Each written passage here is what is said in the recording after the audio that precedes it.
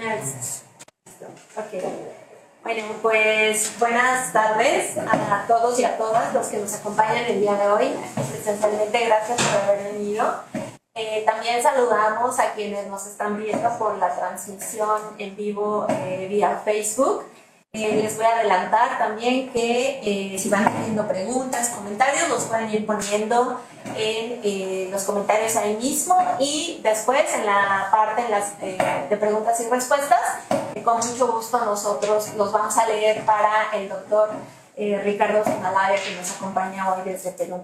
Pues bueno, para dar inicio quiero agradecer a nombre de nuestra coordinadora, la doctora Alicia Girón, y del Programa Universitario de Estudios sobre Asia, África y Oceanía, la visita del doctor Ricardo Sumalavia a la Universidad Nacional Autónoma de México el día de hoy.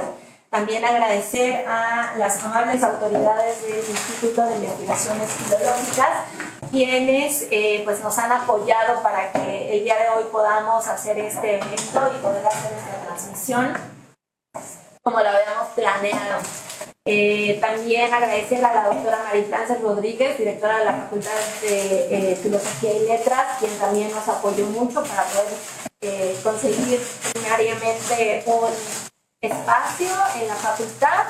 Y también agradecer a la doctora Natividad Gutiérrez, la coordinadora de la licenciatura en Desarrollo y Gestión Interculturales, quien amablemente participó para la organización de este evento.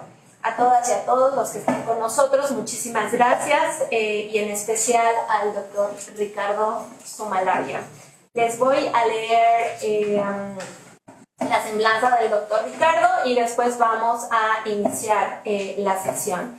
El doctor Ricardo Sumalavia, alguna vez le pregunté, ¿te presento como maestro? ¿Te presento como doctor? ¿Te presento como escritor? Y me dijo, pues no sé, porque soy todo. Entonces, pues bueno, él es escritor y doctor en letras por la Universidad de Bordeaux, de Burdeos. Ha sido profesor invitado en la Universidad Dankook, en la República de Corea. Y ha sido también profesor en universidades como Kyunghee y Sunmun, también en Corea del Sur. En la década de los 90, él participó en la elaboración de las primeras traducciones al español de las historias de la literatura coreana. Actualmente es director del Centro de Estudios Orientales y correspondiente de la Cátedra Vargas Llosa en la Pontificia Universidad Católica del Perú. Como escritor ha publicado los libros de cuentos, Habitaciones y Retratos Familiares, los libros de microrrelatos, Enciclopedia Mínima, Enciclopedia Plástica y Enciclopedia Vacía, y las novelas Que la Tierra te sea leve mientras haya el cuerpo, No somos nosotros, Historia de un brazo y Croat, y El nuevo fin del mundo. Ha sido traducido al francés, al inglés, al chino, al búlgaro y al turco. Con esto, pues bueno, les podría decir que es un lujo para nosotros tenerlo hoy aquí en la UNAM. Y pues bueno, la sesión de hoy es para celebrar a Han Kang, a Han Kang y su obra La Vegetariana. Ella en 2024, como todos podrán saber ahora, recibió el Premio Nobel de Literatura. Fue la primera mujer, no solo coreana, sino también la primera asiática en recibir esta distinción. Por eso pues hoy nos reunimos aquí, queremos celebrarlo. Antes les decía a mis compañeros del PUEAO, antes de que le quiten el trono, están a punto de nombrar al siguiente premio Nobel, pero todavía alcanzamos a celebrarla. Su obra de La Vegetariana, que en coreano se llama Cheshik-Chuicha, recibió el premio Man Booker International de ficción en el año 2016, y esta novela también fue uno de sus primeros libros que se tradujeron al inglés. Ella nació en 1970 en la ciudad de Gwangju, es una ciudad que está un poco al sur de Seúl.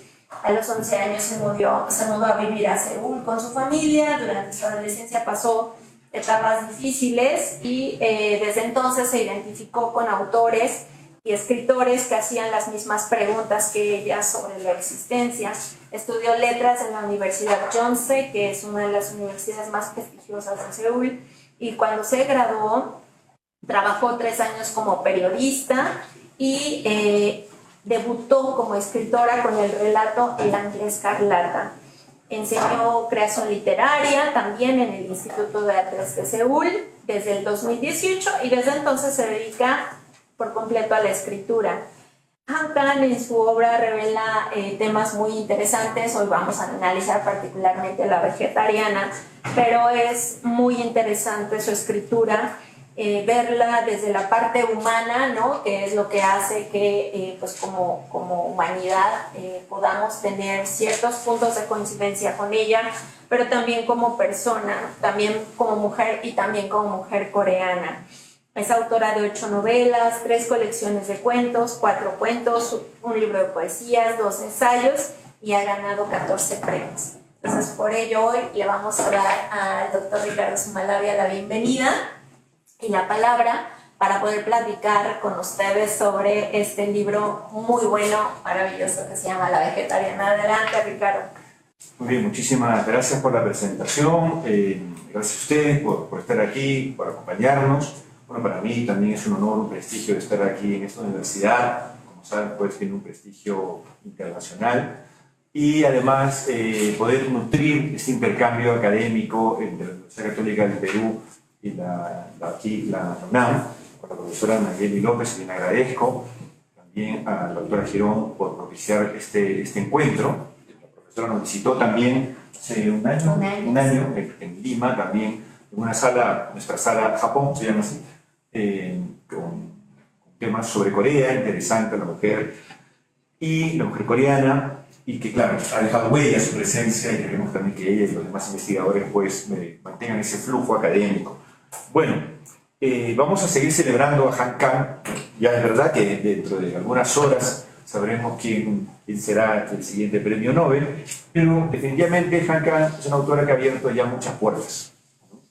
En cuanto a la escritura, en cuanto a una sensibilidad, para discutir sobre diferentes aspectos. Y justamente yo quería, estoy tratando de poder abrir algunas otras puertas también por curiosidad, porque de lo que les voy a hablar ahora, un poco, yo también me puedo exceder y podría hablarles 3 horas, lo que he preparado podría durar 3 horas, pero vamos a sintetizar.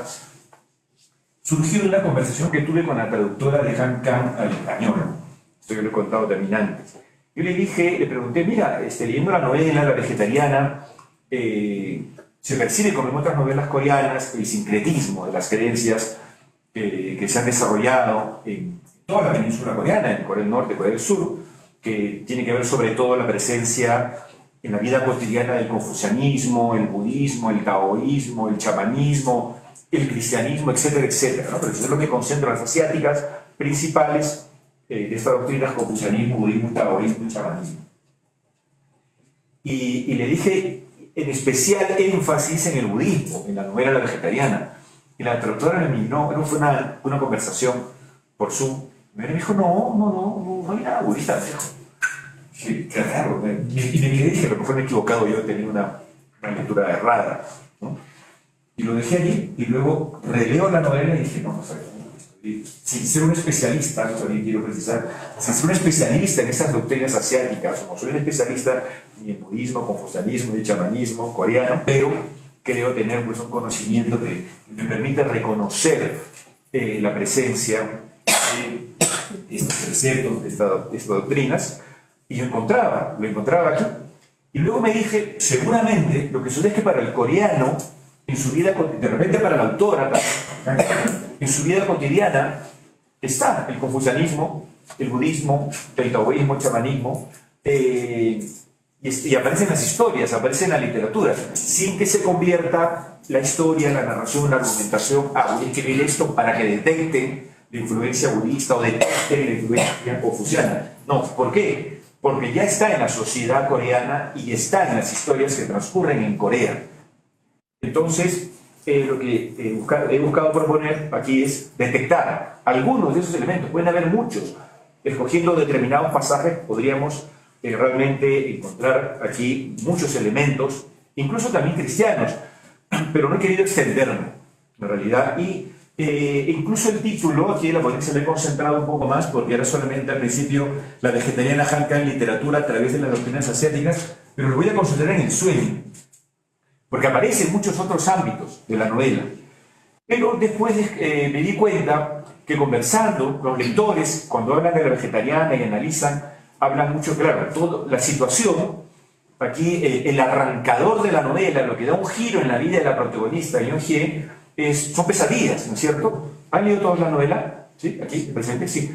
Pues la van a leer, la van a disfrutar. Entonces, originalmente, porque ella cambia de actitud, empieza a sacar todo lo que, la carne, y luego los lácteos, todo lo que tenga que ver con la carne, la emperadora, porque y su marido, tiene un esposo que es un sujeto pusilánime, le pregunta por qué haces todo eso, y su respuesta es: tuve un sueño. Que esta respuesta se va a reiterar, ¿no? Como una suerte de mantra: tuve un sueño, y está buscando ella de eliminar la afectación de ese sueño. Entonces yo escuchaba que muchos críticos, comentaristas se concentraban en las pesadillas de ella, y en las lecturas me di cuenta que todos los demás personajes tienen sueños. Todos tienen sueños. Y son sueños que están vinculados, además, están articulados. Entonces dije, esto no puede ser gratuito. O sea, es decir, sí puedo creer, por eso lo puedo decir desde la perspectiva de un escritor, que el escritor no necesariamente tiene total conciencia de todos los mecanismos de la historia que está escribiendo. Puede haber intuiciones. Ya el autor, cuando se lee, dice: ah, aquí está presente también estos otros elementos, y los afina, los desarrolla, etc. Creo que esto ha pasado con Han Kang, porque la presencia de los sueños, la presencia de los elementos, sobre todo budistas, no está solamente en la vegetariana, está prácticamente en toda su obra, en su poesía también. En la última novela que se ha publicado en español, Imposible decir adiós, también aparece el sueño. Es una novela que está conectada con la vegetariana. Está el tema de la naturaleza, el taoísmo, la naturaleza de la relación del ser humano con el entorno, en este caso con la imagen de los árboles, etc. Entonces voy a concentrarme justamente en ello, y vamos a pasar un poco, gracias a la profesora Nayeli, ya nos dio una introducción en la vida de Han Kang, así que podríamos pasar a las, creo que dos diapositivas más, porque en la primera aparece, en la siguiente aparece ella, no tanto, en retroceder, por favor. Sobre la estructura. Acá, ahí está. Bueno, porque antes, claro, está la información de los premios que ha ganado muchos premios, la traducción en español tuvo una amplia popularidad también entre lectores hispanos, y sobre la estructura, un poco para ordenarnos, es una novela que tiene 3 partes. ¿Sí? Creo que están comunicando aquí. ¿Sí? Tiene 3 partes que pueden funcionar de manera independiente, de manera autónoma, como cuentos. Es más, uno de los textos ganó un premio de cuento. Ahora bien, esto no es novedad en la estrategia narrativa coreana. Es frecuente encontrar novelas breves, estructuradas en 3 partes, y cada parte con autonomía. Y luego, claro, la posibilidad de leerlo en conjunto. Lo mismo lo podemos ver en el cine también. Hay películas coreanas que también se estructuran en 3 partes y que se ofrece una lectura de la película global. En este caso, las partes son la vegetariana, la mancha mongólica y los árboles en llamas. En todas estas partes aparecen personajes con sueños.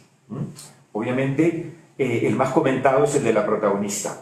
Vamos, por favor, a la siguiente diapositiva, un poco para rápidamente hablar de las técnicas narrativas, porque es interesante, y la autora lo ha dicho en múltiples entrevistas, que ella no quiso contar la novela necesariamente desde la voz de la protagonista Yeon Hye, de esta mujer que, por tratar de librarse de estas pesadillas sangrientas, donde aparece ella con un traje blanco manchado de sangre, está rodeada de, como si estuviera en un camal, la carne colgada, sangrante, de rostros que por momentos piensa que es ella, o personas que podrían ser ella. Ahí hay una representación simbólica, por supuesto.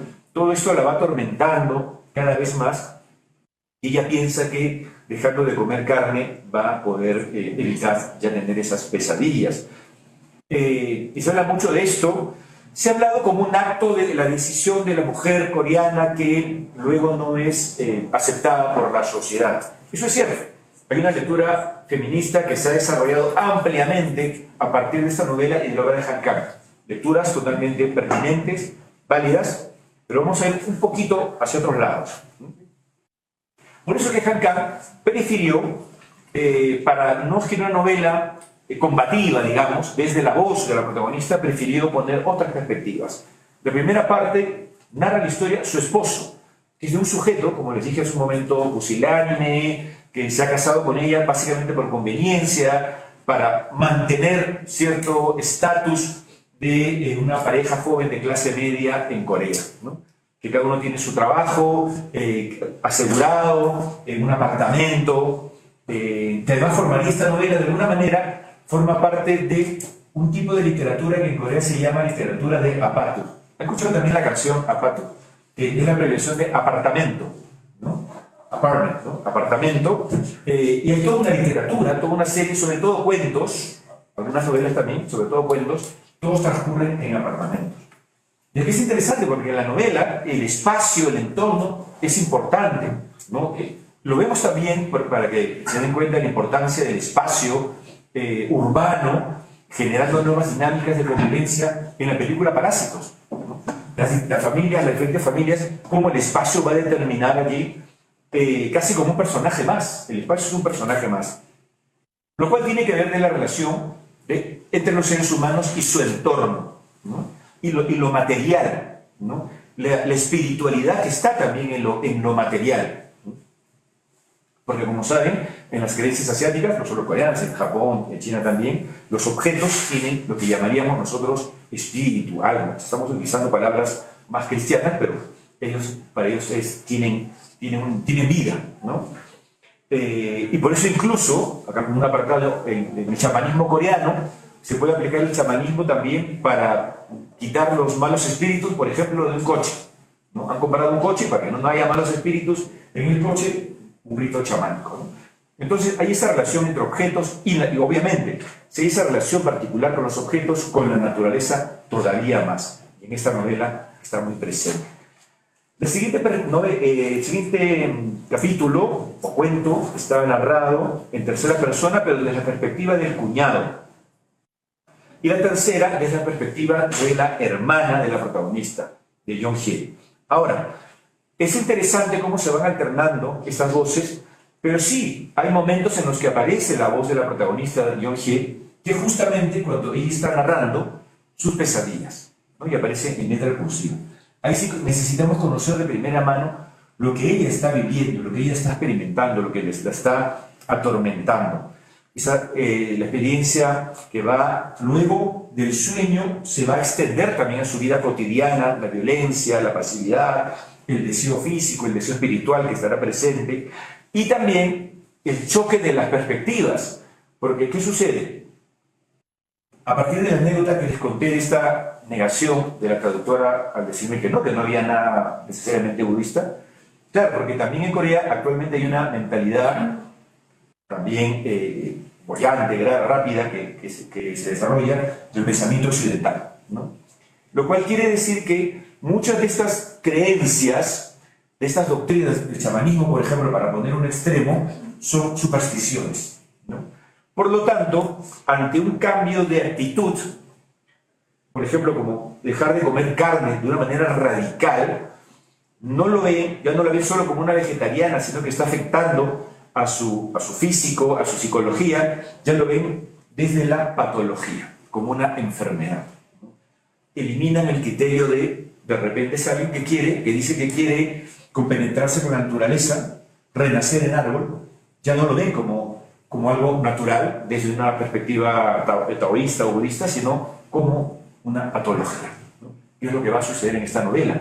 La protagonista terminará pues en un hospital psiquiátrico. Y mientras más esta protagonista esté en un camino hacia una suerte de renacimiento, de compenetración con la naturaleza, mayores intervenciones médicas tendrá, ¿no? Y que la afectarán definitivamente. Bien, pasamos por favor a la siguiente diapositiva sobre la construcción de personajes femeninos.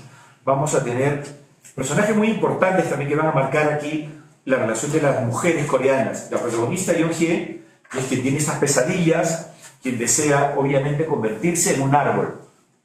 Ahora, esta propuesta de esta protagonista no aparece únicamente en esta novela. Ya Han Kang ha escrito un cuento titulado Los frutos de mi mujer, ¿sí? Ya conocen ya el cuento, que está narrado desde la perspectiva también del esposo, pero una perspectiva diferente. Es un esposo que por momentos, digamos que puede haber cierta simpatía, ¿no?, para estos deseos de su esposa, pero claro, empiezan a suceder hechos sobrenaturales, digamos, porque sí hay una transformación de la mujer hacia una planta, ¿no? En ese caso sí se logra. Esto significa que no es algo azaroso dentro de la propuesta literaria de Han Kang. En Imposible decir adiós también hay propuestas estéticas, trabajar con árboles, imaginar a los árboles como seres humanos, es decir, está en el imaginario creativo de esta autora. Luego tenemos a la hermana de Yeon-hye, que es alguien que va a representar más a la mujer coreana joven pero tradicional.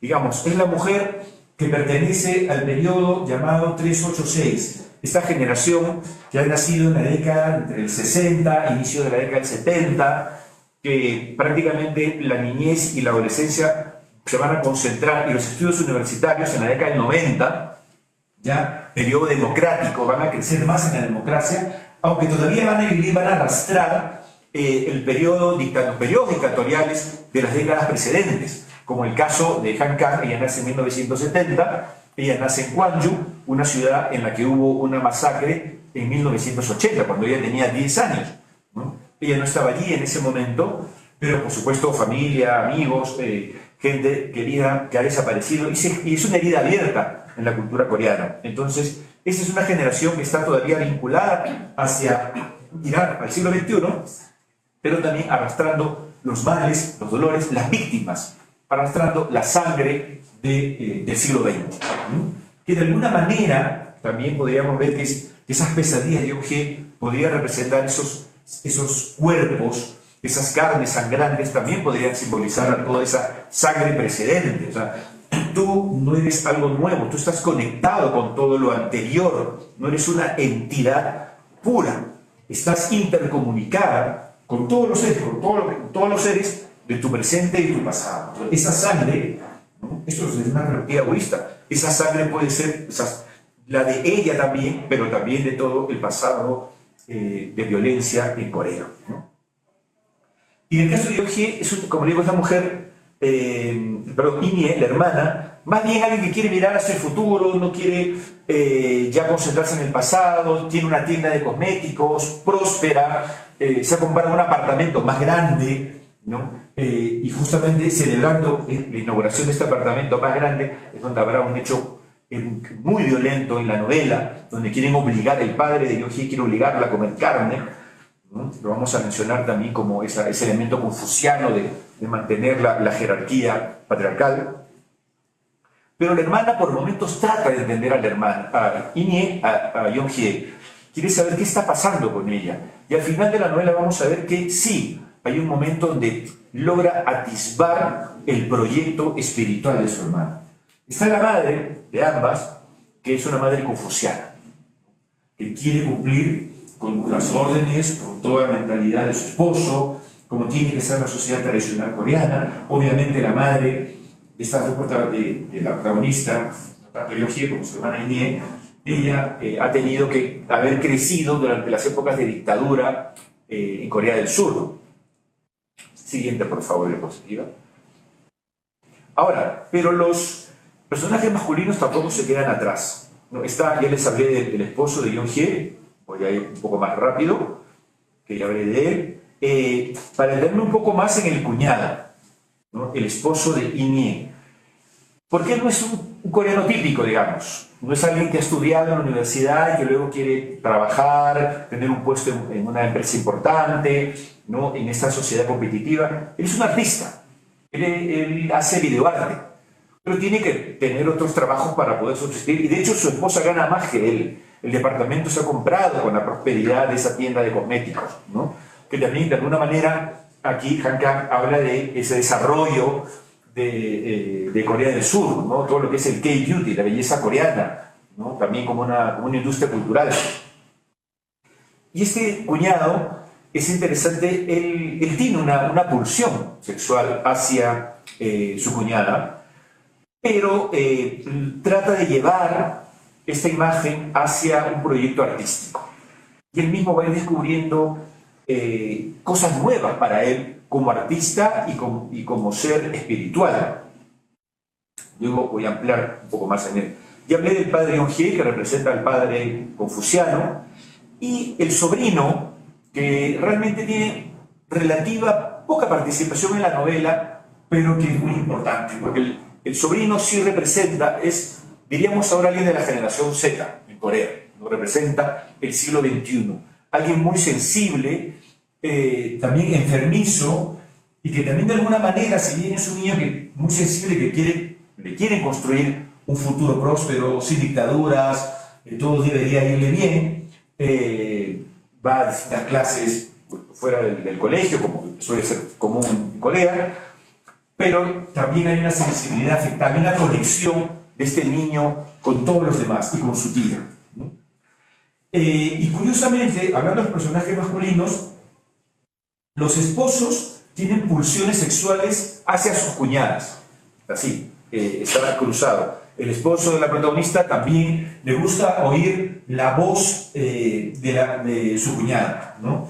Y el artista también, Yonghye, y va a tener una pulsión más cuando se entere que la protagonista tiene una mancha mongólica, ¿no? Y esto lo va a perturbar, digamos, sexualmente y estéticamente. El asunto es cuando estas dos pulsiones van a confluir para trascender. Eso es interesante porque ese momento con el cuñado ha tenido varias lecturas. La crítica ha leído ese pasaje porque él va a proponerle a su cuñada en un momento de la historia a que participe de un videoarte. Le quiere pintar flores, ¿no? Y ella le encanta porque ella quiere ser un árbol, quiere trascender y se deja pintar, pero claro, detrás de eso hay un deseo sexual también. Pero también él está atormentado con todo esto. Y hay un momento en el que está entre esa pulsión sexual y su proyecto artístico.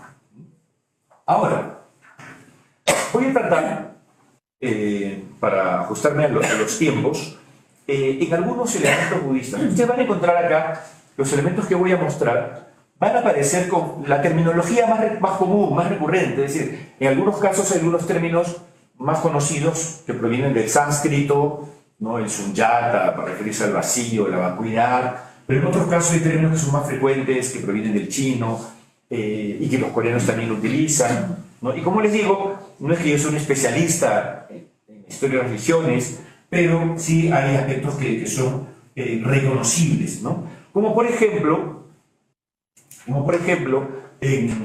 aquí siguiente, por favor.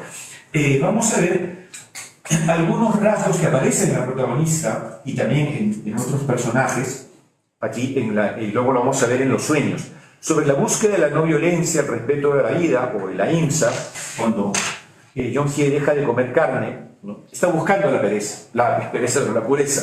Sabemos que está buscando la pureza, pero también está buscando eliminar las pesadillas.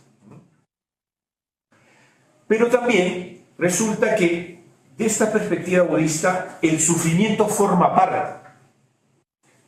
parte de este camino, de esta búsqueda hacia la liberación, ¿no? Es inevitable el sufrimiento, conocido bajo el término dukkha, para lograr esta iluminación, conocido como nirvana. Que, ojo, algo muy importante, normalmente se nos ha hablado de la iluminación, la liberación, la iluminación, pero creo que el término más preciso es el de despertar.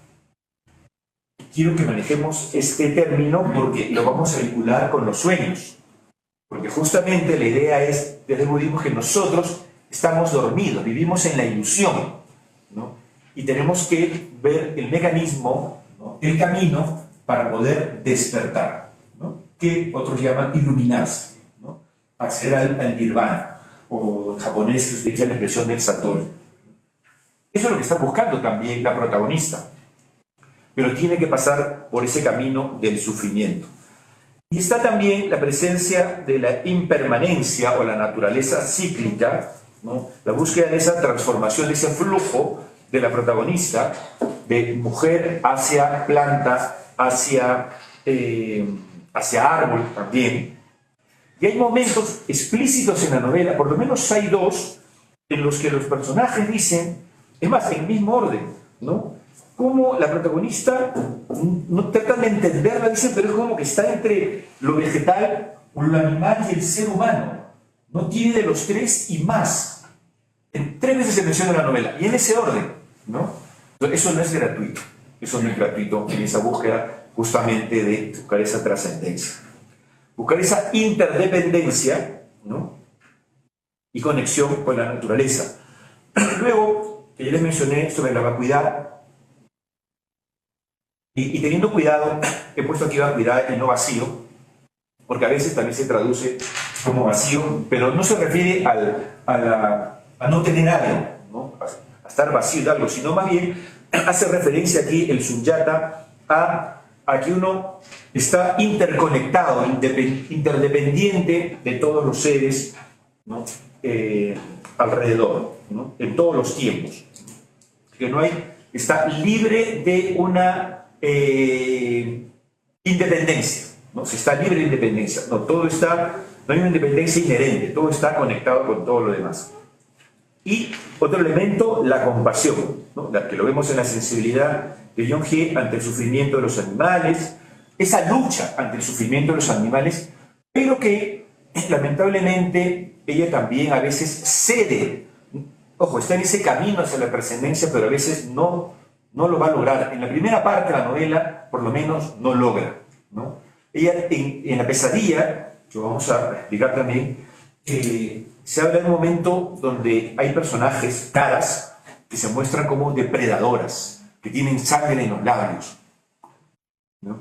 Y ella obviamente está tratando de comer carne, de vincularse con la carne, porque tiene miedo a ella convertirse en una depredadora. Pero si leen en la parte final de la primera parte de la novela, aparece la protagonista ya en un hospital psiquiátrico, en el primer internamiento, donde ella está apretando algo, le abren la mano y tiene un pajarillo, que se habla también de la presencia de un ave en las pesadillas, y que está mordido, ¿no? Y ella tiene sangre en la boca, pensaban que era como un lápiz labial mal colocado, no, y era sangre, ¿no? Yo he leído algunas lecturas donde dicen, no, finalmente la protagonista logró vencer, no comer carne, no. Lamentablemente el sistema pudo más en esa primera parte. Sí aparece como una depredadora. Es más, la traducción es magnífica, porque la descripción de esa imagen como depredadora es la misma que aparece en una de sus pesadillas. Siguiente diapositiva, por favor. Con algunos elementos taoístas a mencionar aquí, que se va a vincular, ojo, esto no es que en la novela esté separado, esto aquí corresponde al budismo, esto al confucianismo, esto al taoísmo, está todo integrado, ¿no? Todo está de manera sincrética. Digamos que aquí de manera pedagógica lo estamos separando. También vamos a encontrar la búsqueda de armonía con la naturaleza, ¿no? El equilibrio, ¿no? Como con el yin, el yang, la dualidad también que se está buscando, ese intento de trascender dualidades. El hecho de la no acción, el Wu Wei, ¿no? La vemos muy pasiva, la protagonista, ¿no? Y por otro lado, por ejemplo, ella no solo no come carne, no quiere utilizar prendas que le ajusten, no usa sujetador, no sé cómo lo llaman aquí en México, brasier, Perú le llaman sostén, no quiere utilizar, y que todas esas acciones que podían ser trascendentes, una mujer no quiere utilizar un sujetador, no pasa nada, pero en Corea sí. En Corea todo esto genera tensiones de pareja, tensiones familiares de distintas generaciones, tensiones sociales y laborales, ¿no? Porque no encaja con el modelo de mujer coreana, ya no llamarla mujer confuciana, como se le llamaba en los reinos precedentes, sobre todo en el reino Joseon, ¿no? De 1392 a 1910, donde el confucianismo era la doctrina de Estado. Ahí sí se buscaba la construcción de la mujer confuciana. Ya no se utiliza esa expresión de manera oficial, pero está en el imaginario coreano. Vean los billetes coreanos, busquen a las mujeres que aparecen en los billetes. ¿Quiénes son? Son personajes del reino Joseon y llamadas madres confucianas, mujeres confucianas, o madres sabias, Pero la madre sabia era considerada la confuciana, la que te enseñaba a cómo ser esposa, a cómo ser hija, a cómo ser esposa, a cómo ser madre, ¿no? Entonces, que aparezcan los billetes en la actualidad, o sea, significa que todavía está en el imaginario cotidiano en Corea, Corea del Sur. Y Corea del Norte estoy seguro que pasa lo mismo. O sea, es una cuestión que supera las ideologías, digamos. Estoy seguro que es algo todavía que data de siglos precedentes, amplios. Está el tema también del ki, del cuerpo y salud, que está desde la perspectiva del cuñado, esa fascinación por el cuerpo de su cuñada, pero no como una belleza, no porque es una mujer exuberante, hermosa, sino esa mancha mongólica le va a generar, como yo les he dicho, pues una atracción que para él va a significar de alguna manera una suerte de purificación, pero que desde el punto de vista occidental no se va a considerar así. Es más, en la novela, el cuñado va a tener relaciones con la protagonista, que ya ella tuvo ese primer internamiento en el psiquiátrico, por lo tanto, desde una perspectiva occidental, es una mujer frágil psicológicamente y que ha sido pues seducida, inducida por el cuñado y abusada por el cuñado, ¿no? Esa lectura desde una perspectiva occidental es totalmente válida, pero es más, es la lectura que tiene la propia hermana de la protagonista, ¿no? Es más, por eso termina su relación con su esposo, con esta artista, ¿no? Porque está abusando de su hermana. Pero luego hay un momento en que la hermana está recordando cuando ella vio el video y los vio a ellos ya durmiendo, luego de haber hecho el amor.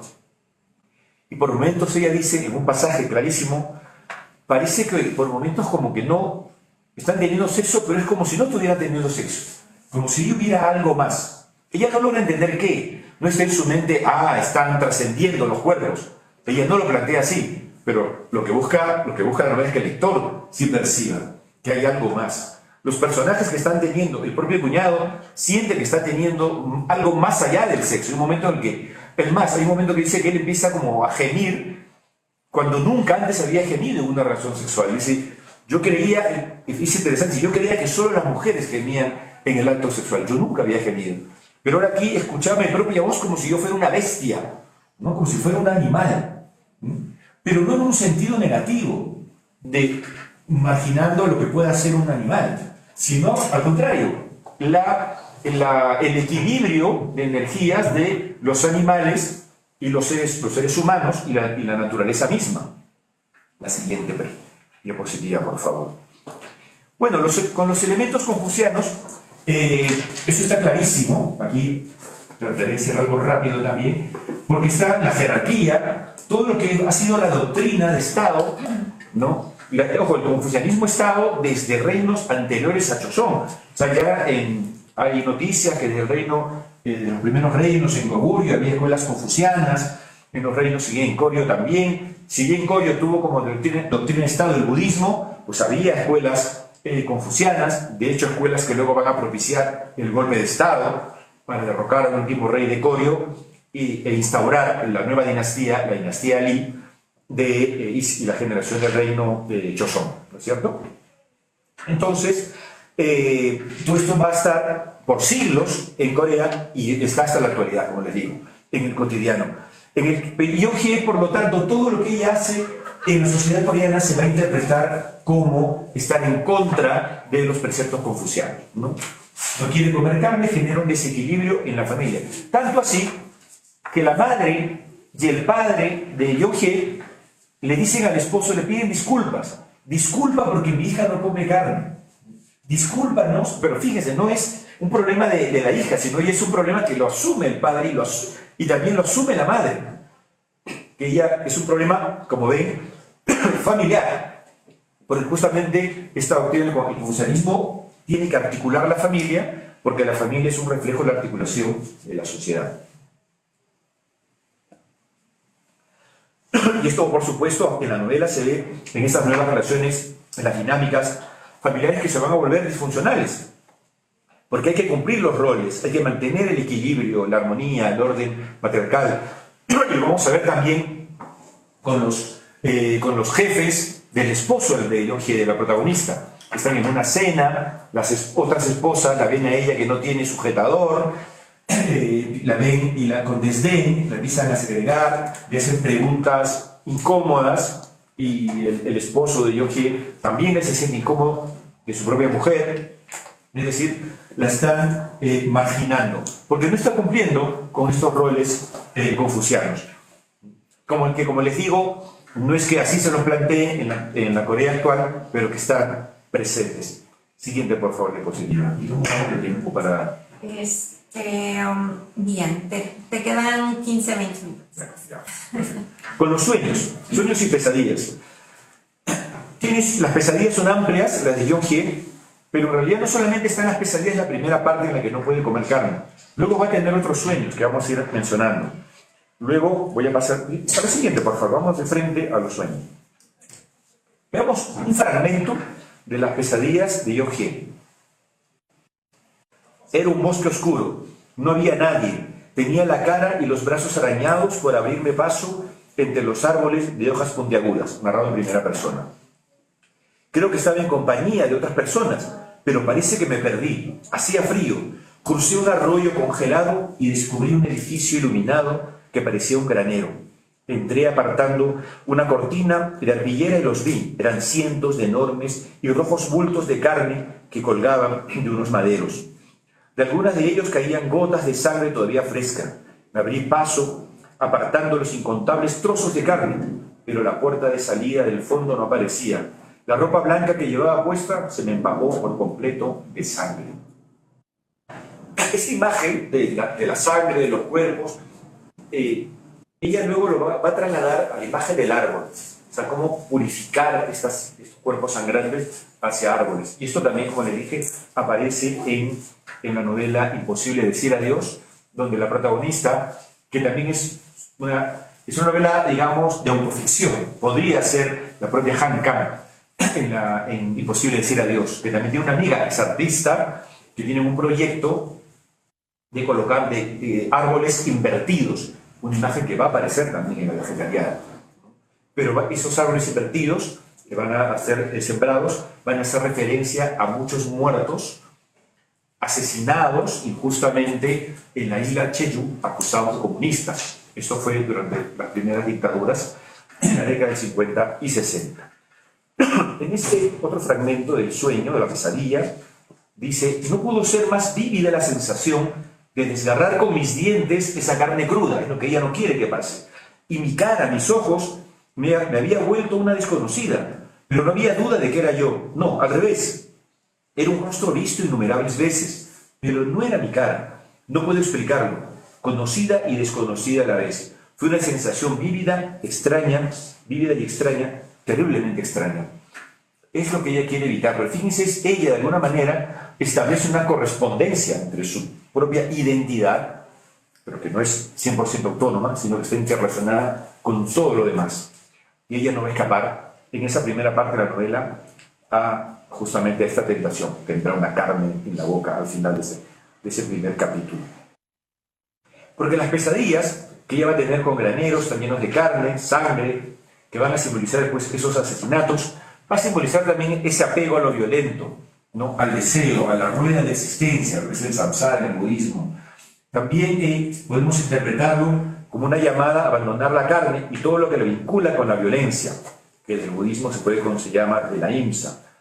Desde el taoísmo, aquí para ir abreviando, se ha roto el equilibrio, porque lo que busca el taoísmo es mantener un equilibrio. Y aquí se ha roto el equilibrio en distintos niveles, ¿no? Desde el confucianismo también se ha roto el equilibrio, ¿no? Entonces, ¿qué sucede cuando se rompe el equilibrio? Lo que se busca es retornar a ese equilibrio. Es lo que se está buscando. Ahora, hay una búsqueda de la pureza, ¿no? De buscar que ese equilibrio, lo que está buscando la protagonista también de alguna manera es lo que ella va a conseguir va a repercutir en todos los demás. O sea, de alguna manera ella se está sacrificando también por los demás. Claro, dicho así, uno inmediatamente piensa desde una formación cristiana, es una suerte de Jesús, ¿no? Que muere por todos los demás. Pero desde el budismo está el bodhisattva, que el bodhisattva es aquel que puede trascender, que podría iluminar, podría despertar, pero que ante todo lo que él quiere es que todos los demás también despierten. Y trata de ayudar a que todos los demás tengan ese despertar, esa iluminación. Pero veamos el sueño del esposo. En algún momento de la novela se dice Sin darme cuenta, me dormí y tuve un sueño. Estaba matando a alguien. Después de clavarle el cuchillo, le rajaba el vientre y le sacaba los largos y sinuosos intestinos, como si fuera un pescado. Le quitaba la carne y los músculos gelatinosos y le dejaba solo los huesos. Sin embargo, en el instante en que me desperté, olvidé a quién había matado. Para ir abreviando, en este caso, aquí el esposo también tiene este sueño, pero a él no le incomoda. O sea, él no va a dejar de comer carne por eso. Pero igual hay una afectación, igual hay algo que aquí que le inquieta, pero rápidamente él vuelve al apego del deseo. Va a seguir comiendo carne, va a seguir estando dentro del mismo esquema que creen equilibrado, ¿no? Porque vive en ese otro sueño que es la realidad, ¿no? La Matrix, digamos, según también de estas películas contemporáneas. Entonces, es lo que pasa aquí, justamente, donde él va a preferir vivir en ignorancia. Es también otra manera de llamarle vivir en ese otro sueño. La realidad es un sueño, ¿no? Viene esta famosa imagen de la mariposa que no sabe, el hombre que no sabe si está soñando que es una mariposa o una mariposa que está soñando que es un hombre, no se sabe dónde está el sueño. Pero también se habla que esta llamada realidad entendida también como la ignorancia, ¿no? Preferimos ignorar, preferimos no ver que vivimos en este otro sueño, en este mundo de ilusiones. Claro, y también desde el modo de lectura taoísta, ¿sí?, va a aparecer, acá voy un poco más rápido, el desequilibrio del camino, un desequilibrio radical del Tao, el camino, ¿no? Que va a afectar la relación, obviamente, de esposo, marido y mujer, ¿no? No hay una conciencia de ello. Pasemos para ir ahora al sueño del cuñado. ¿Qué sueña él? Esto nos vamos a enterar en la segunda parte de la novela, ¿no? Ya en la primera parte estaban celebrando, inaugurando el departamento de la hermana de Yonhye, ¿no? La prosperidad, y están los padres de Yonhye, y el padre le obliga, le mete carne en la boca, ¿no? Y un momento ella entra en crisis y se corta, ¿no? Está sangrando, y lo llevan al hospital y está internada, ¿no? Y allí hay escenas tremendas también. Hay una escena donde la madre le quiere llevar como un brebaje, digamos, allí, un tónico, que se prepara también con carne, pero dice, no tienen. Y lo prueba Yonhye, pero también tiene dudas, y la madre termina diciendo, tienes que comer carne. Si no comes carne, te van a devorar a ti. O sea, hay esa idea de, si tú también tienes que devorar. En este sistema, todos somos depredadores. El sistema nos obliga a ser depredadores, ¿no? Y eso lo tiene interiorizado la madre de Yonhye. Ahora, entonces, ya estamos en la segunda parte. Yonhye ya se ha separado, ¿no? Ya se ha divorciado, o está en ese proceso, y vive sola, y es ahí donde el cuñado tiene este proyecto artístico, pero también de tener relaciones con ella. Y en la segunda parte, él se relata un sueño desde la perspectiva de él. La vio antes de despertarse de su corto sueño. Su piel era de un verde claro pálido. Su cuerpo parecía una hoja recién caída de la rama, una hoja que aún no había comenzado a secarse, y estaba tumbada boca abajo ante él. En sus nalgas no estaba la mancha mongólica, pero tenía ese color verde claro difuminado por todo el cuerpo. Aquí me detengo un momento. Hay un poema hermoso de la época clásica coreana, de la época del reino Joseon, se llama Un Sillo, donde la imagen del poema es que está el poeta, ¿no?, en un patio contemplando, ¿no?, el otoño, están las hojas caídas, las hojas secas, y viene un sirviente a barrerlas. Y el poeta le dice, y eso que está en el poema le dice, no las barras, déjalas allí. Una hoja seca, una flor seca, una flor caída, sigue siendo una flor, ¿no? Claro, esto es interesantísimo, porque uno diría, no, una flor ya murió, o sea, ya dejó de ser flor, de acuerdo a otros criterios. Pero según este pensamiento, no, la flor incluso seca sigue siendo flor, ¿no? O sea, la existencia sigue estando en ella, otra, ¿no? Y aquí no es casualidad que dice su cuerpo parecía una hoja recién caída de la rama, una hoja que aún no había comenzado a secarse y estaba tumbada boca abajo ante él, ¿no? Sigue el sueño, la volteó boca arriba Un rayo de luz hiriente que parecía provenir de su rostro iluminaba el torso, por lo que no podía ver más arriba de su pecho. Entreabrió sus piernas con las manos y supo, por la cimbreante flexibilidad de sus muslos, que no estaba dormida. Cuando la penetró, del sexo de ella comenzó a resumar un líquido verdoso como de hojas machacadas. O sea, en ese sueño erótico estaba teniendo un sexo con una mujer planta, ¿no? El olor a pasto, fragante y a la vez amargo, se fue haciendo tan acre e intenso que se le hacía difícil respirar. Cuando justo antes del orgasmo se apartó de ella, vio que su sexo estaba todo teñido de un color verduzco. El fragante líquido, que no sabía si provenía de ella o de él, ¿no? Es interesante, él también ya estaba en ese camino, ¿no?, hacia la naturaleza, había coloreado su vientre e incluso sus muslos con un tinte vegetal verde azulado. Entonces, a ver, hay que tener cuidado cuando se interpreta. O sea, es verdad, como les dije, este sujeto ya sí ha abusado de ello, que era protagonista. Pero hay otro aspecto, hay otros niveles de lectura donde vemos algo que él no tenía conciencia de ello. Ojo, él no analiza este sueño, él no termina de desapegarse del deseo, ¿no?, de la atracción sexual. Y vamos, por favor, 2 diapositivas más, porque ya es lo que les estoy diciendo, para ir directamente al sueño de Ji-woo. Es el sobrino.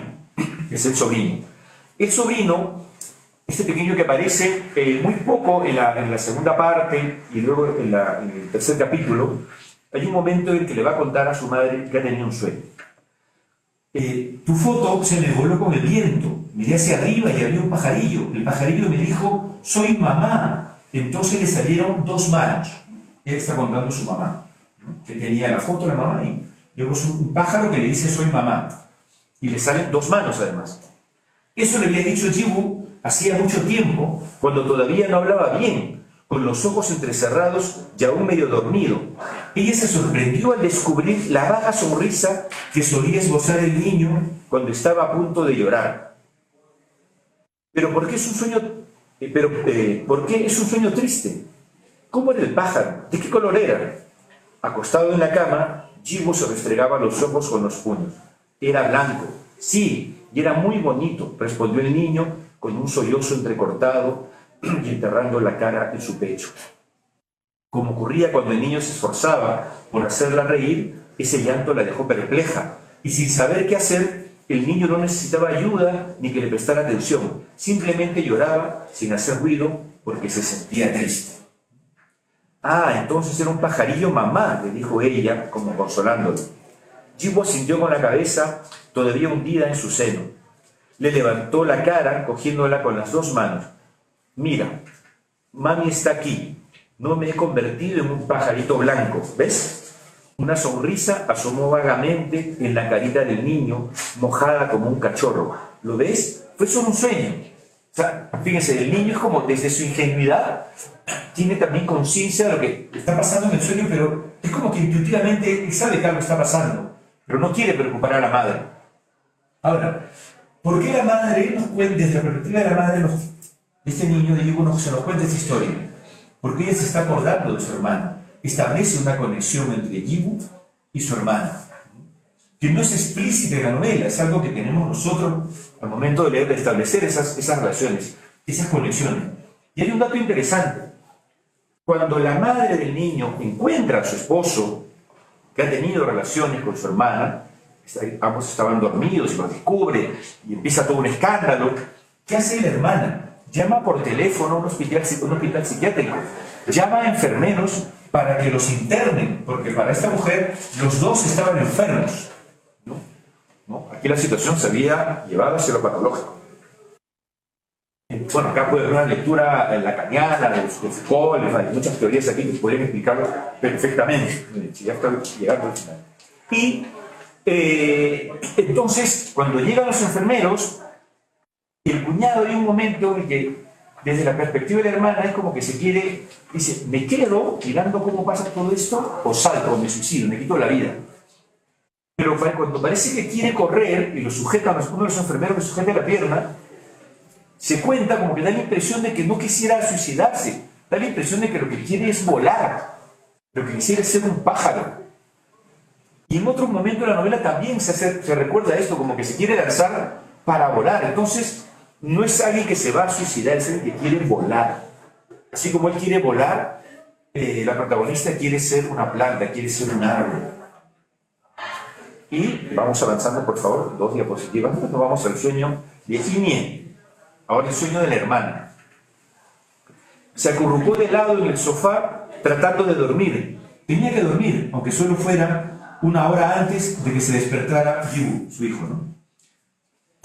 Y aquí viene lo que se cita en su sueño. Me puse cabeza abajo y entonces me empezaron a nacer hojas en el cuerpo y también me salieron raíces de las manos. Las raíces se fueron metiendo bajo la tierra, más y más, y como estaba a punto de nacerme una flor en el pubis, abrí las piernas, las abrí bien. La voz de Yeon-hye que escuchó en sueños era al principio baja y afable, luego hacia la mitad se hizo cándida como la de un niño y finalmente se deshizo en sonidos animales ininteligibles. Una fuerte repulsión que no había sentido, despierta, la sobresaltó y le hizo abrir los ojos, pero enseguida volvió a quedarse dormida. Esta vez ella se encontraba de pie ante el espejo del salón. En el reflejo, su ojo izquierdo estaba sangrando. Enseguida levantó la mano para limpiarse, pero, cosa extraña, su imagen en el espejo no se movió y se quedó quieta contemplando cómo le caía la sangre del ojo. O sea, hay 2 sueños en realidad. Está soñando lo que dice la hermana, que es el proyecto de la hermana. Y luego está el otro sueño breve, el del ojo sangrando, ¿no? Que nos acerca a las pesadillas que tenía Yeon-hye. Es decir, está entre esos dos espacios, entre esos 2 mundos, ¿no? De tratar de entender qué está pasando y hacia dónde tengo que ir. Quiero comprender a mi hermana, es lo que ella está tratando de decirnos. Y avanzamos, ya para ir acabando. Escuchen ahora el último sueño que tuvo Yeon-hye. Ella ya en el segundo hospital psiquiátrico, recibiendo las visitas de su hermano. Donde en algún momento le dice, yo ya tengo un plan, ¿no? Yo ya no quiero comer, no necesito comer, me voy a convertir en árbol, no necesito comer. Ya le habían encontrado bajo la lluvia, en el bosque, ¿no? Ella diciendo, no, ya entendí, tengo que echar raíces, pero tengo que ponerme de cabeza, las raíces tienen que venir de mis manos hacia la tierra, no de los pies. Yo no voy a comer, no voy a hablar, espérate, ¿no? Y efectivamente es lo que va a suceder, no voy a hablar. Pero antes de eso le dice, están conversando, ¿lo sabías?, preguntó a su vez Yeon-hye, en lugar de responder, ¿qué? Yo no lo sabía, yo creía que los árboles estaban de pie, lo que acabo de decir, derechos, ahora lo sé, se sostienen al revés con las manos en el suelo, ven, mira, ¿no es asombroso?, dijo, y Yeon-hye, levantándose de un salto y señalando la ventana, todos están cabeza abajo, todos los árboles. Yeon-hye se rió a carcajadas. Justo entonces percibió que su expresión se parecía a la que había tenido alguna vez de niña. Entrecerraba sus ojos en pliegues y cuando todo se volvía negro, Yeon-hye soltaba una risa en carcajadas interminables. ¿Sabes cómo me he dado cuenta? Por un sueño. Yo estaba cabeza abajo.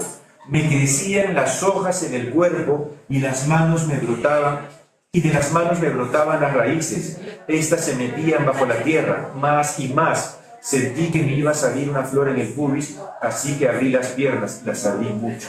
Era lo que había soñado la hermana. O sea, esto estaba en el sueño de la hermana. Pero no se dice en la novela si se soñó antes o después. O sea, que hay una estrategia. Uno puede decir racionalmente, recuerdo lo que me ha dicho la hermana y lo estoy soñando. Pero si lo soñó antes y la hermana lo escucha y dice, estoy escuchando lo que había soñado, que me habías dicho. ¿Qué podría justificar esa posibilidad del sueño antes de lo real? Cuando se da un despertar final, ya que voy terminando, al final, cuando ya de alguna manera vamos a entender, no que va a morir, va a trascender, que es distinto a morir, Yeon-hye. Le dice, quita todo esto, le susurra Yeon-hye de pronto, despegando los labios. Está internada, está ya en una ambulancia. El vehículo se sacude al atravesar un bache del camino, haciendo fuerza con las manos. Coge a Yeon-hye de los hombros y sigue diciéndole, no sea más que un sueño, ¿no? Quizá todo esto no sea más que un sueño. O sea, lo que estamos viviendo ahora, de repente es un sueño. Está recién empezando a tener conciencia que su realidad puede ser un sueño. Baja la cabeza y como si estuviera poseída, acerca sus labios a la oreja de Young-hye, o sea, la hermana está poseída, y le había marcado cada una de sus palabras. En los sueños todo parece real, pero cuando te despiertas te das cuenta de que no es así. Cuando despertemos algún día, entonces, esta frase es fundamental cuando le dice, cuando despertemos algún día. Aquí la hermana es en ese momento donde ella está despertada, o sea, está despertando de alguna manera, pero está anunciando el despertar. Le dice, vamos a despertar. En algún momento, ya me di cuenta, esto es un sueño, pero en algún momento vamos a despertar. Pero no en el sentido cuando alguien está yendo horrible en la vida y dice, pucha, ¿cómo quisiera que esto sea un sueño? Lo hemos dicho más de una vez, ¿no? Ojalá despertar soñando. No, aquí es, esta realidad es un sueño, no como ahora esta propia conferencia podría ser un buen sueño, espero. Muchísimas gracias.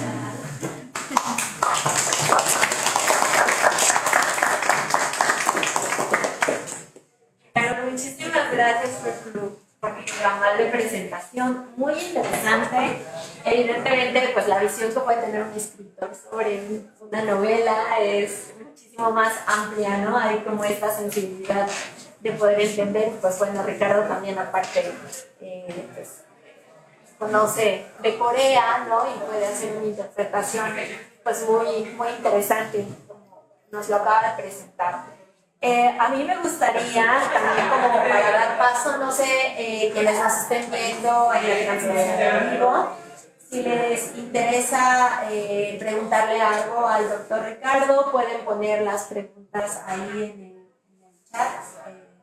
Michi nos va a leer si alguien tiene una pregunta, pero a mí me gustaría también invitarlos a ustedes, a los que han venido hasta acá hoy, pues no sé, alguna pregunta particular a Ricardo, mientras eso sucede, mientras piensan qué les gustaría preguntarle. A mí me gustaría mencionar dos cosas que me parecen importantes o que a mí me saltaron también como desde esta parte de la cultura coreana, ¿no? Cuando leí la obra. En realidad, al principio como que me metió en una trampa, yo pensé que ella era asesina. Cuando ella hablaba de todos estos cuerpos, de cómo ella estaba llena de sangre, sí me metió en ese espacio y dije, ella es la asesina, ¿no? Pues no. Resulta que no, al menos no lo deja ver en la obra, ¿no?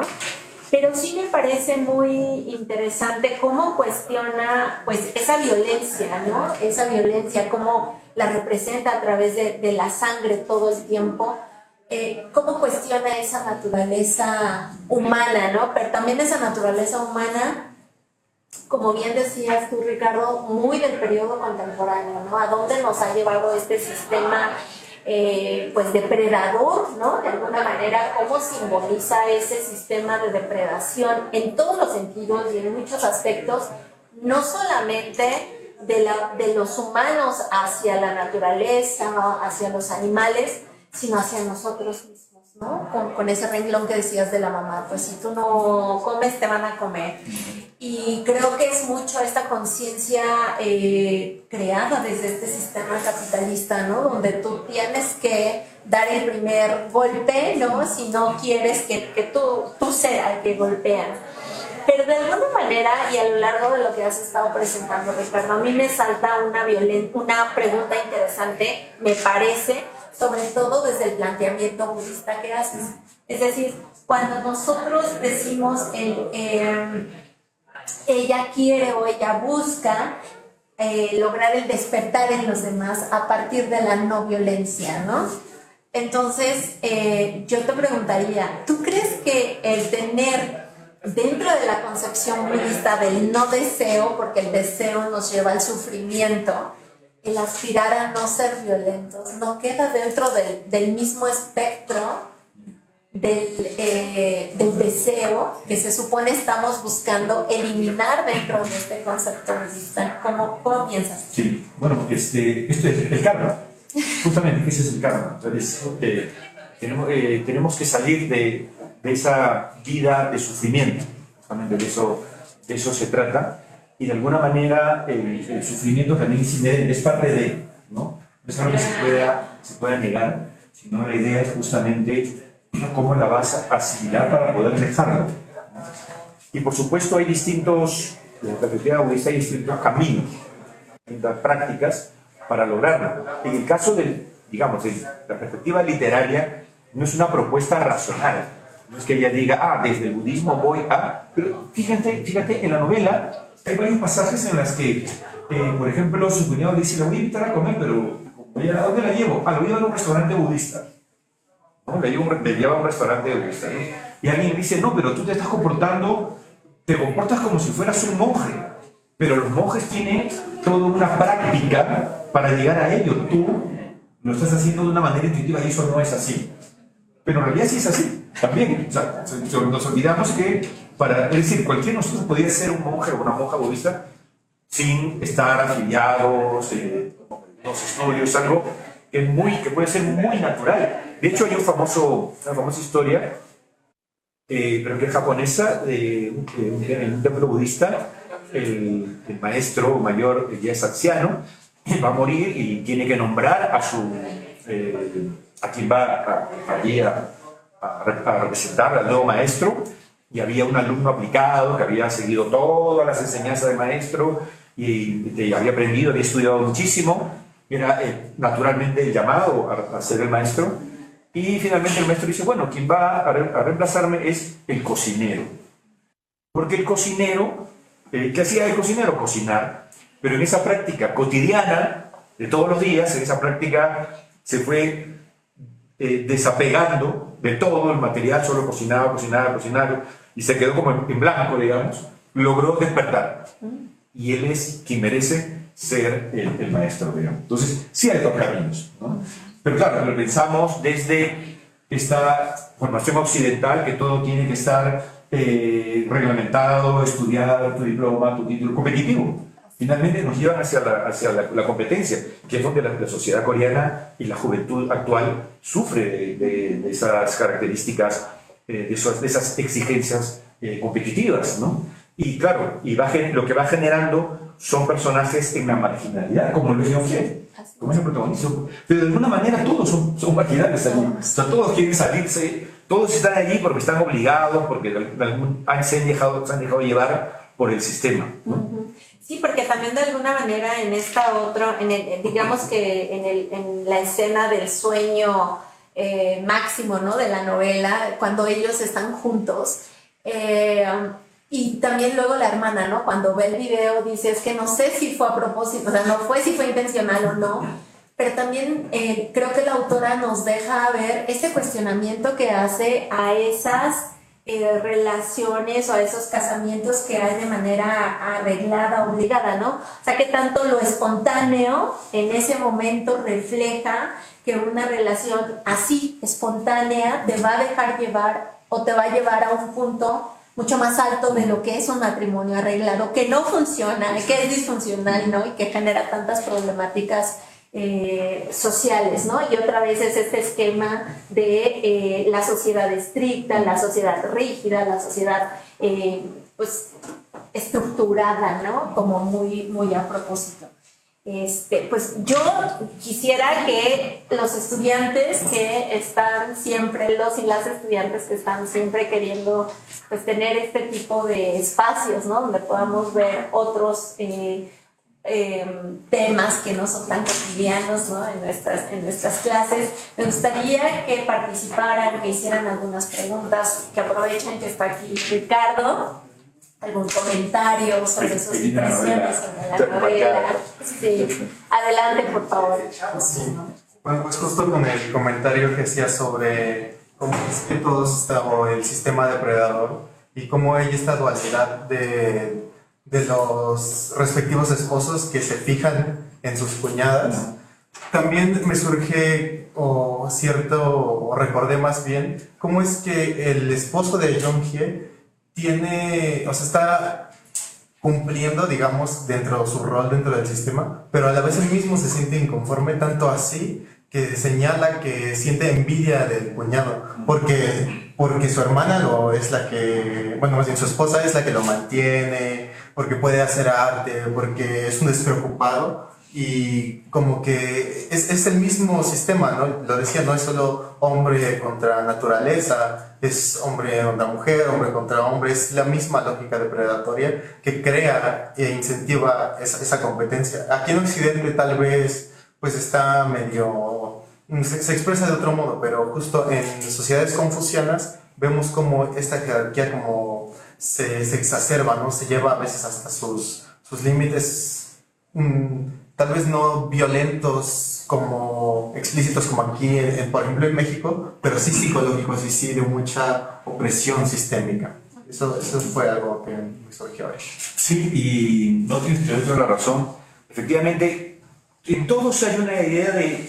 A todos les hubiera gustado hacer un poquito el otro, curiosamente, ¿no? Es más, si bien atacan a Young Hye como protagonista, de alguna manera, pues también Inie, su hermana, trata de entenderla y por un momento dice, claro, vamos a, además en plural, cuando despertemos, ¿no?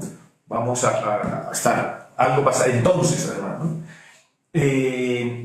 Y también hay otro, claro, como tú has mencionado, la pareja del artista con la hermana, con Inie, también es una pareja funcional, porque también es un artista que dice que está trabajando, está con un proyecto, pero fíjense que cuando él está en su proyecto artístico, él involucra a dos personas, a un colega de él, era para que él tenga la relación sexual ya en el proyecto artístico, ¿no? Y el otro muchacho, que supuestamente era muy libre, que sí, que yo lo hago, se parte, dice, no lo puedo hacer. Y lo deja. Entonces ella dice, en un pasaje que está excitada, y él cree que eso significa que puede tener sexo con ella y lo obliga y dice, no quiero. Entonces, y él le dice, no, pero me acaba de decir esto. Dice, no, es que estoy, como está pintada con las flores en todo el cuerpo, es en ese estado que hay una, claro, lo llamaríamos excitación, pero es que no hay una palabra exacta, hay algo más allá, hay algo más allá. Entonces él dice, y si me pinto yo el cuerpo de flores, y va a buscar a un antiguo amante para que le pinte las flores, pero hay dos reacciones interesantes. Tanto este amigo que se resiste a continuar con el video, como el amante, le dicen al artista, lo consideraban un artista mediocre. Le consideraban un artista mediocre y dicen, ¿qué te ha pasado? Que has dado un vuelco, has logrado una paleta de colores que no me imaginaba en ti. O sea, quiere decir que hay algo que en ese proyecto artístico ha logrado algo más.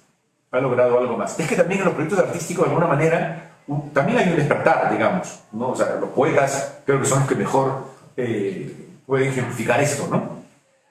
La poesía, el acto de leer un poema, y como lector también, pues te sientes, no es racional, a veces dices, wow, a veces dices, no he entendido el poema, pero me he dejado en un estado particular, porque no todo es racional, ¿no? Que de hecho son caminos en el budismo para despertar. Tienes que liberarte también de lo racional, porque también está contaminado de los sentidos, porque estás en ese mundo de sueño.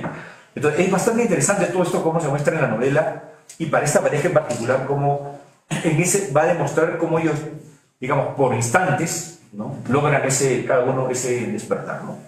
Sí.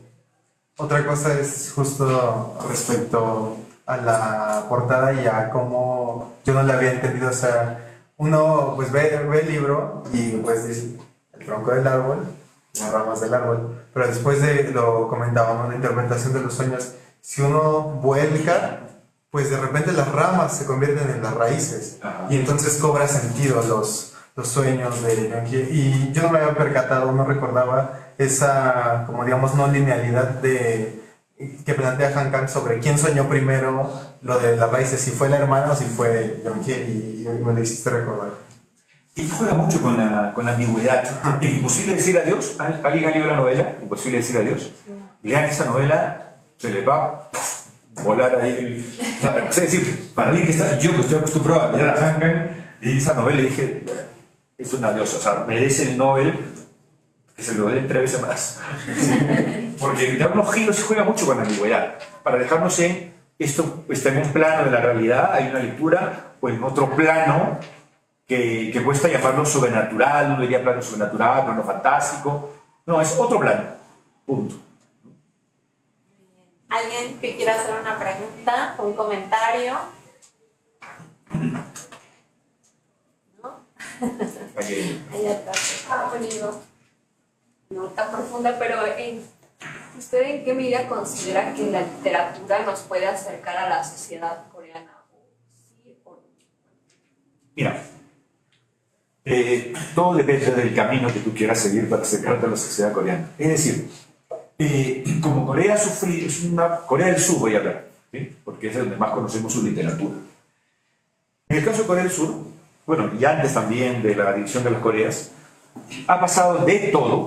En el siglo XX, mira, en el siglo XX ha tenido la primera década, fin de un reino, inicio de un imperio que fue nominal, inicio de la colonia, 1910 hasta el 45, luego la división, luego la guerra, o sea, guerra interna, y al mismo tiempo una guerra de potencias, la Guerra Fría. Luego ha tenido décadas de dictaduras sangrientas, ha tenido un auge económico, ha tenido, y en los 90s, luego una transición, procesos democráticos, y bueno, todo el auge y convertirse en una gran potencia. Ha vivido de todo en un siglo. Y lo que va de estos 25 años de este siglo, también ha habido unos giros enormes. La mentalidad coreana ha cambiado muchísimo a lo que era a fines de los 90s, ¿no? Muchísimo. Eso con los jóvenes, sobre todo, un montón. Ahora bien, durante todo el siglo XX se privilegiaba sobre todo la literatura realista. Porque la idea era la literatura, la narrativa expresa los cambios de la sociedad, expresa la problemática de la sociedad, ¿no? Las novelas, los poemas tienen un mensaje para entender la sociedad. Pero había otros escritores, otros artistas que eran los marginados, los que se leían menos, los que escribían cuentos fantásticos, novelas de ciencia ficción, otro tipo de cosas, incluso el policial, todo era considerado como subgéneros, como que eso no era importante, eso no explica la realidad. Pero claro, la gran pregunta es ¿qué es la realidad? Ahora con el desarrollo de la ciencia, si nos quedamos solo en la ciencia, la misma realidad es pura percepción. O sea, lo que entendemos como colores, todo lo se traduce a cifras, ¿no? De acuerdo a los químicos que tenemos cada uno dentro, ¿no? No es solo subjetividad, sino todo científicamente, la realidad es una convención. Entonces, el momento en que hemos llegado a este punto de la vida, en que nos debe de quedar claro que lo que llamamos realidad es una mera convención, entonces, no puede haber un libro que quiera explicar esa convención. Entonces, la literatura que explica distintas realidades, ¿de acuerdo? Entonces, eso es maravilloso porque te permite tener una mayor amplitud, ¿bien? Para entender la literatura y entender las realidades, ¿no? Ahora bien, entonces, en el caso coreano, se dieron cuenta de esto y por eso su literatura ha dado un vuelco. Todos estos 25 años, ¿qué es lo que se le da a Han Kang? Pero Han Kang no podemos decir, es una autora de compromiso social. Hay elementos sociales. La vegetariana es la más intimista, pero también es una categoría que le hace poca justicia porque en realidad podemos hacer una lectura política claramente a la vegetariana, pero tiene otras con una mayor vinculación política porque hace referencias históricas a la masacre de Gwangju, a la matanza de la isla Jeju. Entonces, claro, vemos ya así tiene un compromiso político. Pero en realidad también como la vegetariana tenemos muchas otras lecturas. Y como la que he ofrecido yo, que no es una lectura, está lo social, está desde otros ámbitos de las doctrinas, pero nos ha permitido entender también a la sociedad coreana. ¿Y qué se publica más ahora? ¿Quién es la más popular también? Bora Chun. Escribe ella ciencia ficción, fantasía, ¿no? Está Kim Cho-yo, que además es una escritora que tiene formación científica, creo que es ingeniera química, ¿no? Y tiene su libro que está traducido al español. No podemos llegar a la biblioteca de No podemos llegar a la biblioteca, que es el mejor libro de cuentos que he leído en las últimas décadas. O sea, es un libro que he leído y he dicho qué maravilla de escritora. Y espero que traduzca, porque tiene otros libros que había publicado en coreano. También, o sea, hay muchos que, ojo, de lo social también. No es que se haya dejado, no es que se haya abandonado, pero me refiero a que ya hay diferentes maneras de afrontar ahora la realidad, entre comillas, coreana, lo contemporáneo. Una novela de ciencia ficción, una historia de fantasía, una historia fantástica, obviamente también tiene lecturas sociales, políticas, ¿verdad? Nada surge de la nada, todo está combinado. Entonces, también son otros caminos para conocer Corea. Gracias. ¿Alguien más? Ahí atrás, por favor. Sí, tengo una duda acerca de la perspectiva de lo femenino, porque hay diversas teorías literarias acerca de cómo se interpreta lo femenino y una de ellas es como el imaginario de la mujer y su relación con la naturaleza, ¿no? Como gracias a sus características se asocia como a la naturaleza y el cuerpo femenino y por ejemplo, el ciclo menstrual y las como etapas en la naturaleza. Entonces, a veces eso es como una perspectiva en algunas sociedades occidentales y cómo se relaciona lo femenino y el cuerpo y como que pasa a ser algo natural y está intrínsecamente ligado. Pero quería preguntarle si esto también sucede en la sociedad coreana, o porque me da la impresión que en esta novela la feminidad está muy ligada a la naturaleza, ¿no? De cómo se comienza a convertir en un árbol y ya no es solo que la feminidad se queda ahí, sino que pasa a ser la naturaleza. Entonces, sí, es una... fíjate, en la sociedad... Te empiezo contando esto, lo siguiente, una anécdota. En la sociedad coreana, en su cotidiano, es muy curioso, tienen una idea de la mujer coreana como si fuera una mujer distinta al resto de las mujeres del mundo. Por ejemplo, los 90, una amiga colombiana me cuenta que fue al hospital y el médico le preguntó si ella menstruaba. O sea, le hace la pregunta, ¿no? Dice, no vaya, porque como es colombiana, no voy a decir que las colombianas no menstruan. Entonces, a mí me dejó de una pista, o sea, qué extraño, ¿no? Y es así, o sea, tenían... y es más, cuando había otra con una francesa también, que dejó de ir a médicos coreanos en los 90, porque cuando iba a atenderse, el médico llamaba a sus colegas, ¿no? Vamos a ver, como si fuera pues, un colegio de indias, ¿no? Como si esta mujer es diferente. Quiere decir que desde la perspectiva, que esa construcción física, fisiológica de la mujer, también en Corea hasta los 90 era una construcción masculina, básicamente dominada por esta visión masculina.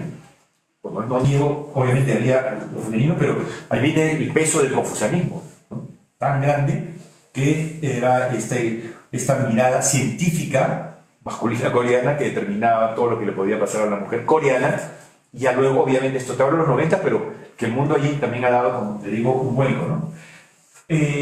Claro, ahora, por la globalización, por las comunicaciones, ya no solamente es que Occidente ha llegado a Corea, sino la imagen de la mujer coreana ha llegado al mundo, al resto del mundo, a tal punto que, sobre todo en las nuevas generaciones, haya un interés por las mujeres de todo el mundo latinoamericana, digamos, ¿no? También a aceptar códigos estéticos femeninos de las mujeres coreanas, ¿no? Que el riesgo siempre es a convertirlo en mercadería, convertirlo en producto, ¿no? Porque Corea hace eso. El K-Beauty, la cosmética coreana, es parte de toda una gran industria que le da mucho dinero al gobierno. Entonces, ¿qué hace? Fomenta. Mira, hablemos de la mujer coreana, de su estética, de su cuerpo, de su piel, ¿no? Pero están haciendo un negocio. Están haciendo un negocio. Entonces, eso es bastante peligroso también. Yo creo que desde la academia lo que hay que tratar de hacer es no ser ingenuo, ¿no? Es decir, que este objeto de estudio va a convertirse en esta dinámica capitalista, va a ser mercantilizado, ¿no? Y volverlo objeto. Y ahora, pero yendo más específicamente a tu pregunta, sí me parece interesante estas propuestas de la construcción de la mujer, de la idea de la mujer, con una ampliación con la naturaleza, ¿no? Que desde la perspectiva, claro, aquí entra el taoísmo, y esta imagen, por ejemplo, les recomiendo un cuento de Bora Chun llamado Semilla. En este cuento, es un cuento futurista, donde unas colonias humanas que han tenido mutaciones vuelven a la Tierra, y resulta que en la Tierra los que no lograron irse fueron gente pobre, hombres y mujeres, y habían mutado. ¿Pero en qué se habían convertido? En plantas. En plantas. Eran árboles que se comunicaban entre ellos. Podían hablar, pero también se comunicaban a través del polen, también se comunicaban, ¿no?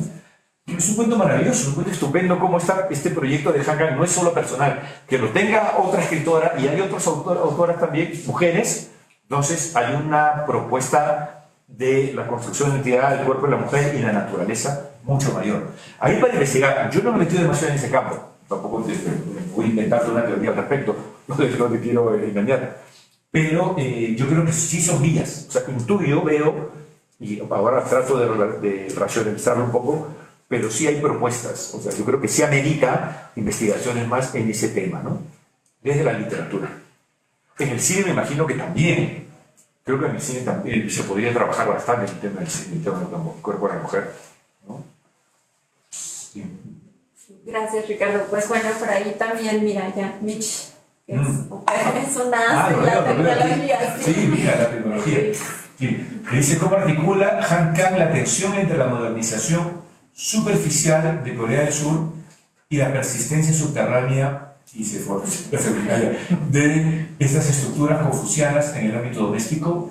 ¿De qué manera la novela interroga si es posible una feminidad coreana que no sea ni la sumisión confuciana ni la autodestrucción total? Es que realmente depende de la perspectiva. Esta novela, hay hay dos lecturas. Una, desde el fracaso, desde Jung-Hye ha fracasado en su intento si le damos una lectura occidental, donde decimos una mujer que está enferma, que tiene escrito, hay todo un cuadro allí que debe ser medicada por él. Ahí hay un fracaso. Pero hay otra lectura, que es un triunfo, que ha logrado al menos hacer también despertar a su hermana. O sea, por eso dije, terminando la conferencia, desde una perspectiva va a morir, ya no come, no quiere alimentarse, no va a querer hablar, pero significa que ¿qué va a pasar con ella? O sea, va a trascender. O sea, ahí hay un éxito. O sea, desde esa perspectiva, sí hay un triunfo.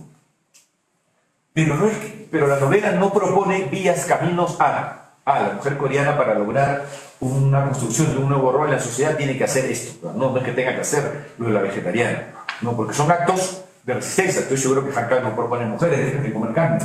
No creo que vaya en ese camino.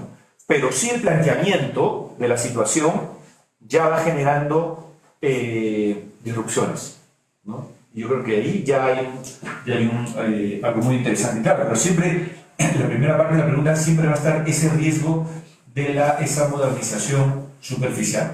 Ese es el problema. Hacer marketing, hacer el producto de todo, pues como el chamanismo coreano, ¿no? Como ahora la película, de eso hablaré mañana en otra conferencia en el Colegio de México, sobre el chamanismo llevado como un producto ahora, ¿no? Ahora los chamanes que son influencers. Ahora las chamanas coreanas son influencers, le pagan por aplicaciones, te dan consejos, o eso es por un lado, o te lleva a hacer un espectáculo, la película esta de K-pop, es una película norteamericana, ojo, es una película norteamericana, pero utiliza todo el modelo coreano para crear productos. Estamos haciendo productos y tienes millones de seguidores, ¿no? Claro, y hay una superficialización también de la cultura, una banalización, ¿no? Y eso es una lucha de todos los días. Pues muchas gracias, Luis, por tu pregunta, y vamos, yo creo, para ir cerrando con el comentario de Erika Ochoa. Dice, me parece que hay una relación desde Occidente en relación a estos sueños que podrían significar una manifestación del inconsciente. Sin embargo, pareciera que en la novela se lleva al límite, ya que este sueño también invade la realidad. El sueño, entonces, no busca ser entendido, sino vivido. Pero no es que el sueño invada la realidad. Bueno, desde una perspectiva occidental puede pensarse que sí, pero desde estas perspectivas asiáticas, no exotizadas, por supuesto, es todo como si fuera... Son dos planos, pero que están interconectados. O sea, no es que uno penetre al otro, sino están en diálogo. Están en diálogo. Pero claro, desde la perspectiva occidental no le damos demasiado valor a lo que soñamos. Pero depende de la cultura. Los latinoamericanos más, sí. un occidental europeo, ¿no? Pero nosotros no somos occidentales, somos occidentalizados, sí tenemos